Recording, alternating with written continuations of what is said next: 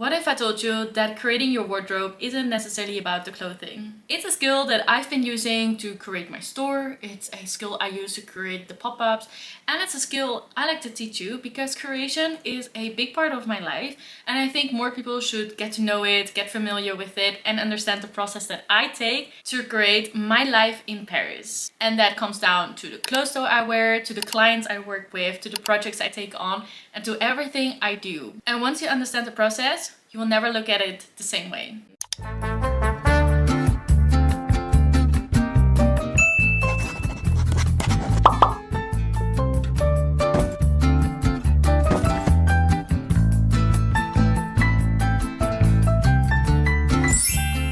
Welcome back. This is the Curated Wardrobe by me, Hannah, and I love to teach you more about creation, so let's get into it. Before you touch any hanger in your closet, first I want you to understand the difference between collecting and curating. Collecting is basically finding a lot of pieces that you like and you all add it to your collection. Curating is building a collection that every piece within your house, within your wardrobe, tells a story, has a reason to exist. At my store or at my pop-up, I like to curate because every brand that I choose that is part of what I'm trying to build, it needs to tell a story. It needs to be for someone and it needs to be specific. I don't want to have random pieces mix and match together. I want it to be curated, I want to have a thoughtful story to tell, and I want it to be understandable for the majority of the people, but I want a very specific niche to understand it. Does that make sense? For example, I'm always thinking if this brand sits well in my store, it looks beautiful on a rack, does it match also the other racks that I'm already having? Does it match the other brands that I'm having? And does the collection make sense? Like, you're not just collecting things. I'm not a collector, I'm a curator. I curate my wardrobe and I curate my stores and my pop-ups. The wardrobe is exactly the same. Every piece should tell a story. All the pieces that you bought on impulse or just for the trends, that is collecting. That is not curating. Because when it comes to curation, we don't necessarily care about the trends and we don't really care about what is a micro trend. You are creating it for yourself. Today I'm gonna walk you through my framework that I use professionally and personally. By the end of this video, you have a system. So let's get into it. Every creation starts with an edit. I look at, for example, the pieces that I have already in my store, and I look at it, what will add for the customer to the eye, but also to their wardrobe. Is it a basic brand? Or is it a very niche brand? Or is it like with only statement pieces? Like, what is it that brings and elevates the store, the customer, and their wardrobe? So I'm thinking about multiple angles, and that's exactly what we should do for your wardrobe as well. Lesson 1, the would I choose this today test. I want you to go into your wardrobe and I want you to look at every piece that you already have and think, would I rebuy it today if I would see it in a store? Would it bring me value? Would it bring me momentum? Would it bring me joy? This is exactly what I also do with the brands that I work with. I always thinking, is this brand gonna bring me something? Is this gonna bring me to the next level in my stage of life? Is it gonna be interesting to see in the next year?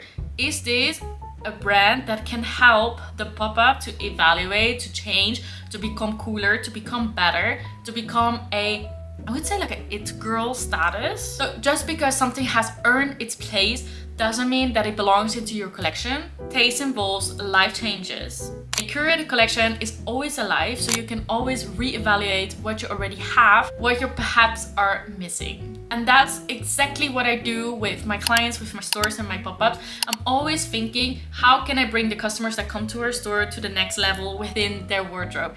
Are they gonna add this to their pieces and everybody's gonna say, oh my god, you've been looking so great? And is this, oh wow, I really like your new whatever you have bought. And this is the same thing you should be doing with your closet, because you probably have a lot of things in your closet that you're either not wearing, either not fitting, or either you look at it and you're like, oh, I kind of like it, but I would not wear it again, or I would not wear it now. And I think that is when you can kindly get rid of it.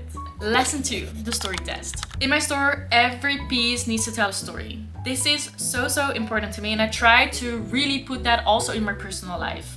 Why is it there? What does it represent? So go to your closet, find a piece, and if you look at it and you think, well, this is actually not, it's not making me feel anything, this is not giving me any memory or it's not gonna give me something, then it's probably time to let go. Pieces without a story are usually the pieces that we're probably never gonna reach for, so you know the drill, it has to go. And lesson 3, the cohesion test. This is a big one. I want you to find different pieces and try to mix and match it. Does it fit each other? Can we make multiple outfits with it?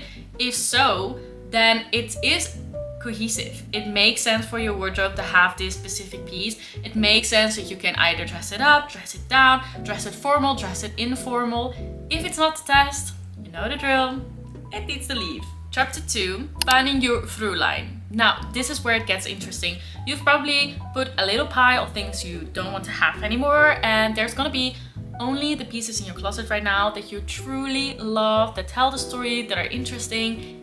And that's when you see it. You see a clear pattern. There is certain colors, there are certain textures, there is certain items that you always grab for. It can be a blouse, it can be certain pants, it can be jeans, it can be jackets. For me personally, I know that I am obsessed with skirts. I really like dresses, and most of the time I'm not wearing jeans, because you probably already have seen it when I ever talk about it on the channel. I have some stomach issues and I really don't like wearing jeans. So most of the time I try to be wearing something more baggy. If I do wear jeans, I have a brand that I always go for, but most of the time it either dresses, skirts, and I know that I really like white, because with white I can really dress it up, dress it down. White is very dangerous for me, but you know, I'm always trying. I try to stay away from black because I feel like black is a very harsh color on me. And so you start to recognize this pattern, and that's exactly what I do for the pop-ups and the stores. I try to repeat this because it's so important, is that at one point you start to notice, okay, what do your customers like? What do you want to add to people's life? The pieces that tell a story, the pieces that don't tell a story. And then there is the aesthetic, and like that is basically the aesthetic, that is your personal aesthetic, your personal style, as we say. Because on here we've been trying to find our personal style, and I think that is the moment that we exactly know, these are the colors, these are the patterns, these are the things that I keep going for, that tell the story, that fit me, that do everything that I'm looking for.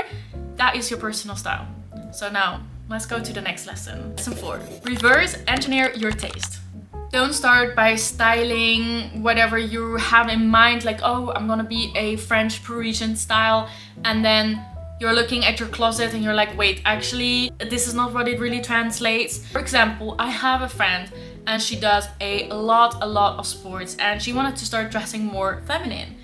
And then when we start looking at her closet, it really showed that most pieces that she wears, those are not feminine. So it makes no sense for her to change completely her wardrobe and start dressing super feminine, when in the end, she probably will move away from that anyway and start wearing her sports clothes, because that is something she keeps wearing on repeat. So why would you change that? If you know what you like to buy, what you like to wear, then that is your personal style. And then within that personal style, we can change. So that's lesson 5. Build a mood board, not a wish list. I see a lot of people making mood boards and they're like, oh, I'm gonna buy this and I'm gonna buy that. Like, I'm gonna be now a French Parisian woman and I'm gonna wear these jeans with the pockets on the front, and I'm gonna wear these like big collars, and I'm gonna wear these certain prints that are like very Cézanne and Soie and like other French brands. And then when you look at their closet, you actually see that they don't wear any patterns,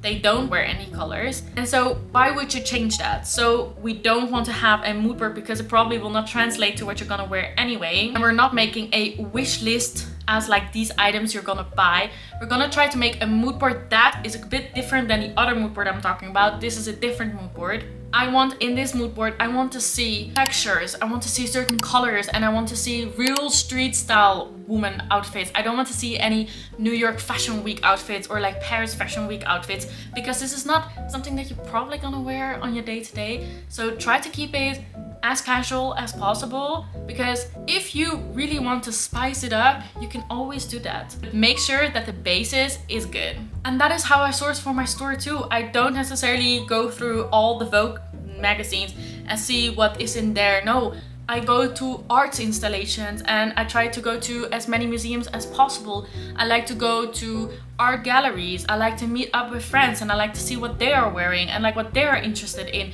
I try to have good conversations because with the conversations I know what will sell and what will not. Because if everybody keeps telling me, okay, this is something that I would never wear, then why would I stock it in my store? So having these conversations is so important on a professional level, but as it is on professional, it's also very important to be that on personal level. Because I think that we should have more conversations with the people around us than all behind closed doors. Because the people around you will tell you what looks good on you. Last weekend, I went with my social club, Swan Circle, to Prix de Diane. And there was this one girl that wore from head to toe red. And I absolutely adored it on her. She looked so good. And every woman in this group kept telling her the whole day, like, you need to stop, you need to keep wearing this red. It looks so good on you. And she was like, oh, it's actually the only dress in red that I have. And this is like something I would never wear to the office or like never out, like only for like fancy gatherings. All of us, we were like, no, trust us. This red, wow, she looked 10 out of 10. So having these conversations with the people around you will also let you know what you should buy for, what you should put on your mood board. Then we go to lesson 6, the 80-20 rule of the curated wardrobe. In any well-curated space, there is like 80% that is kind of basic, that doesn't say wow. It's just a very good foundation to what you already have, what you already own. And so other 20%, you're gonna add like some more funky things and some more fun things, maybe colors that are a little bit out of your comfort zone or patterns that are out of your comfort zone, or you're gonna buy a really cool jacket that is kind of out of your comfort zone, but it's really cool and it's really funky, it's really nice. And that is gonna be your 80-20 rule. That 20% that will make the statement pieces and that will scream your personal style. You can always dress it up and dress it down. And it's so good to have a fundamental and a good foundation, because too many statement pieces will look too busy, too overwhelming. And also I think that this is something that will not grow with you, and you should start getting a curation of like certain items that you keep wearing on repeat, and then you add another jacket that you keep wearing on repeat, and then maybe you get like more of like a boring jacket, but you get like really cool shoes and you keep wearing that on repeat, because the goal is you're not collecting 50 different shoes or 50 different jackets. No, you are making a curation. That means you have less, but you are more. So now we arrived at chapter 3, Art of Sourcing. Now we get to my favorite part, and that is the sourcing. This is actually what I do for a living, and this is also exactly how I do it for my store, as I do for my personal life, as I do for my clients who need personal stylists. Lesson 7, quality over logo. This is kind of a funny thing, because when you look at clothes, you're thinking, oh, right now the logo trend is really died, people don't really want to wear logos on their clothes anymore, but there is a big but, and I see this a lot. People love logo on designer vintage bags. Like there's so many people that are going to Japan or to China and they buy all these like vintage bags, and it's always logo mania. And I'm always thinking like, guys, this is so sad. Like really so sad. I would have loved to see them come back with like really unique bags, or like but it's always with the logos, and I'm like, okay, I'm guilty to this too, because I have some designer logo bags, but I also have one, which is my Gucci bag, that doesn't really have like logo mania. And that's the one I'm grabbing towards much more than the one that I have with the logo. So no logos, keep it clean and fresh. Logos is not for the chic elevated girl that we are, because clothes necessarily don't need to be super expensive, or like shoes or like things in your house. It doesn't need to be super expensive. They just stamp on the logo and it becomes super expensive, and it's really not worth it. And also, I would rather prefer to have a print on your clothing or in your house or wherever you are than a logo. I think a logo kind of looks cheap. And I think this also comes with like, stop buying names, start buying items you really love. Curate. And that comes to my lesson 8. Hunt like a curator, don't shop like a tourist. The best brands and the best items normally come from the small independent brands that are, if you know, you know. I always get the most compliments on my outfits from the brands that I am like, oh, this is actually kind of a small brand from Lithuania, or I'm wearing some small brand from Ukraine, or I'm wearing a small brand from Poland, or I have even like a small brand from Argentina that I really like. Because you know what happens when we buy from smaller brands? We don't look like everybody else. And I think that is such a skill in this day and age, to not look like everybody else. And that means you can either buy from like small brands, you can buy from secondhand, you can buy from vintage. But for example, this top comes from my mom's closet. She wanted to get rid of it. I really liked it because it's in this like embroidery. It really reminds me a bit of like Cezanne. I really like this color, I really like the top, and nobody of my friends has this top because nobody has access to my mom's wardrobe. Slow down, take your time, go shopping, and like really go shopping in real life.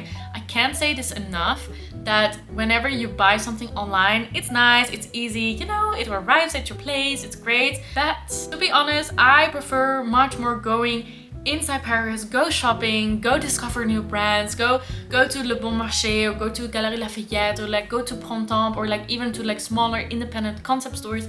There is so much to discover, and it's a fun day out. It's really interesting. You can touch, you can feel, you can get to know the kind of the brand as like a, you know, as like how they present themselves inside the store. And I think that is so underrated as like a day trip. We have to bring back like a day shopping with friends, or like a day shopping with your mom. Like I used to do that 10 years ago. The last time I really did that is 10 years ago. Lesson 9. One beautiful object can really change the whole mood. In my store, when I look at one display, I like to think about like the one piece that I really like to put out there. I want to put all eyes on it, so I make it the centerpiece. It can be a vintage vase, it can be like a certain item, then everything around it gets supported.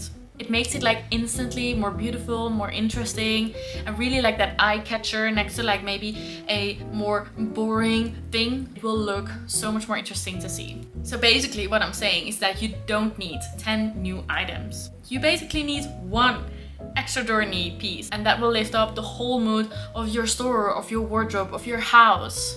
And then we'll come to chapter 4.